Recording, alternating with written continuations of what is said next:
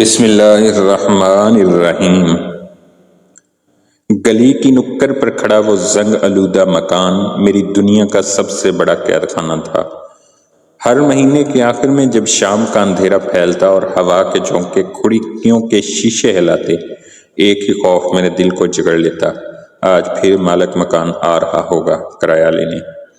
ماں ہمیشہ مجھے سنوار کر سر پر دوپٹہ درست کر کے سامنے بھیج دیتی، بیٹی تو جا کر بات کر لے، شاید مہلت دے دے۔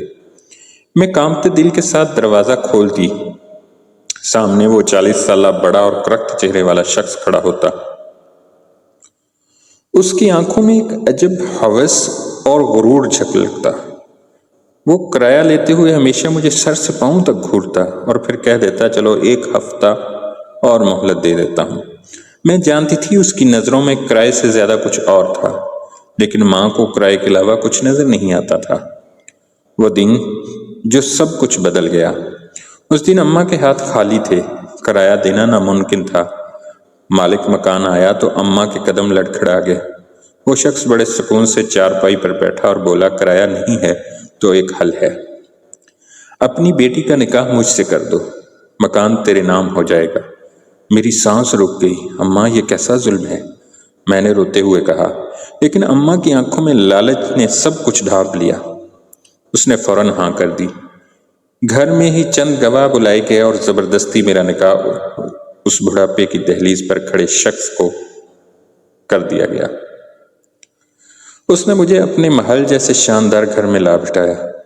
دیواروں پر قیمتی پینٹنگز، جھاڑ، فانوس، قیمتی قالین، سب کچھ خوابوں جیسا تھا، مگر میرا دل کسی قید کی طرح سہم گیا تھا۔ میں سہمی کمرے کے ایک کونے میں بیٹھی تھی۔ وہ آیا، مجھے دیکھ کر مسکرایا، پھر اچانک جائے نماز بچھا کر نماز میں کھڑا ہو گیا۔ میں حیران تھی، یہ کیسا آدمی ہے، ابھی زبردستی میرا نکاح کیا اور اب اللہ کے سامنے جھک رہا ہے۔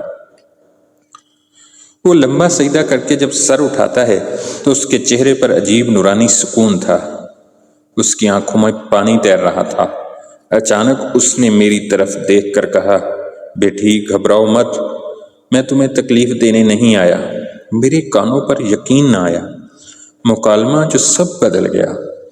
میں کانپتی آواز میں بولی، تو پھر آپ نے زبردستی نکاح کیوں کیا؟ وہ کرسی پر بیٹھتے ہوئے بولا، سچ بتاؤں، میں نے زندگی میں سب کچھ کمایا، دولت، شہرت، محل، مگر سکون کبھی نہ ملا۔ بیوی فوت ہو گئی، اولاد نہ ہوئی، تنہائی مجھے کھا رہی تھی۔ جب ہر مہینے تمہیں کرائے کے وقت دیکھتا تو دل میں خیال آتا، شاید یہ وہ معصوم بچی ہے جو میری ویران زندگی میں سکون لے آئی۔ میری آنکھوں سے آنسو گرنے لگے۔ لیکن تمہیں ڈرنے کی ضرورت نہیں، تمہاری عزت میری عزت ہے۔ میں چاہتا ہوں تم مجھے اپنا محافظ سمجھو، قید نہیں۔ دن گزرتے گئے، اس کی دولت سے زیادہ اس کا اخلاق مجھے حیران کرنے لگا۔ وہ فجر میں اٹھ کر اذان دیتا، قرآن پڑھتا، مجھ سے کہتا، بیٹی اللہ سے رشتہ جوڑو، دنیا سب دھوکہ ہے۔ میں جو سمجھ رہی تھی یہ شخص مجھے برباد کر دے گا، اس نے میرا سہارا بننا شروع کر دیا۔ ایک دن اس نے مجھے مدرسہ میں داخل کرایا کہ میں دینی تعلیم حاصل کروں۔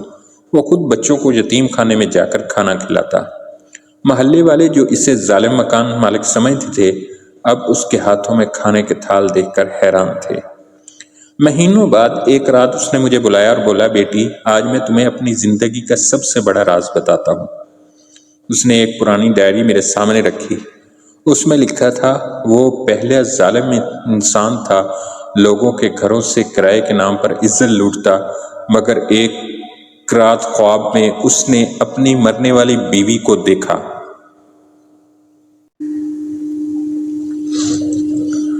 اگر اب بھی باز نہ آیا تو جہنم میں جلایا جائے گا۔ اسی دن سے وہ بدل گیا، مگر لوگوں کی نظر میں وہ اب بھی ظالم ہی رہا۔ میں نے تم سے نکاح لالچ سے نہیں، بلکہ اپنی توبہ کی گواہی کے لیے کیا ہے، تاکہ اللہ کے سامنے جا کر کہہ سکوں کہ میں نے ایک بے سہارا لڑکی کو عزت دی، سہارا دیا۔ میری آنکھوں سے برسوں کے آنسو نکل رہے۔ میں نے سوچا شاید یہ میری زندگی کا سب سے بڑا امتحان تھا۔ اللہ نے مجھے وہاں سکون دیا جہاں میں نے صرف بربادی سمجھی تھی۔ آج وہ مالک مکان میرے لیے باپ کی طرح ہے۔ اس نے میرا گھر، عزت اور سہارا دیا۔